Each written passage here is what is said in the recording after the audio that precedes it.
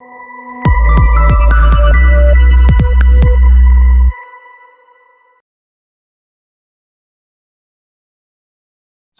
one of the things really to think about when speaking about the skills gap is what is a gap? So it's important to remember that a gap can only be defined in regard to something. So that means a person's abilities, including their skills and the task or opportunity at hand, must be expressed on the level of skills in the very first place. So if you want to identify a delta, so to speak, you need a mapping of the status quo in a very first place.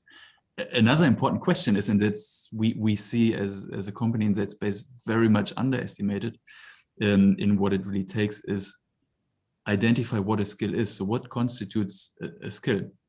If you define a skill in a closed or even open ecosystem, you need to agree on a certain taxonomy. That means it must be clear what a skill is and what that exactly means. And in many instances also how a certain skill is called or named for that matter. So it can be really difficult to define this.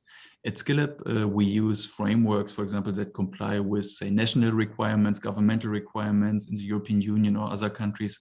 However, at the company level, there might be skills which are not addressed in, say, public taxonomies. So maybe there's a situation where only 20 people in the world know a certain skill that relates to a certain machine, or there's so many sort of exceptions to this that it needs to be very, very clear that defining a taxonomy is one of the key, say, ingredients if you want to define skill gaps. A skill gap in that definition there was only be defined also on the personal level. So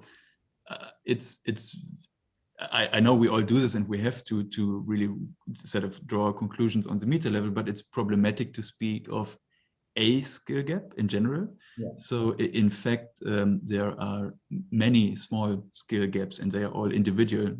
So generally, if, say, the skills for the individual and the task at hand are clearly defined, there are two options. So someone should or want to be placed elsewhere where their skills fit better at the task at hand.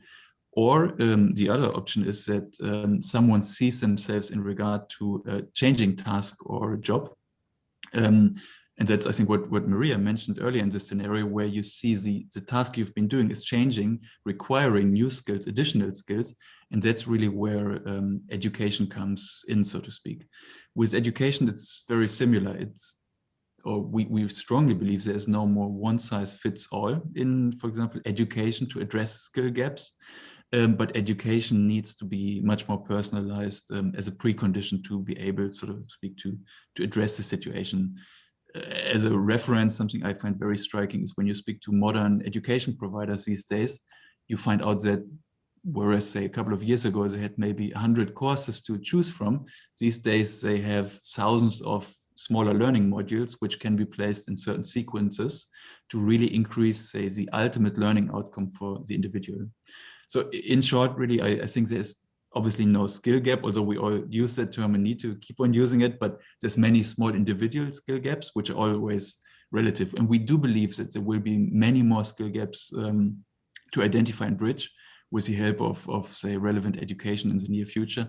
The changing nature of the labor market almost makes upskilling a necessity really to keep people in employment.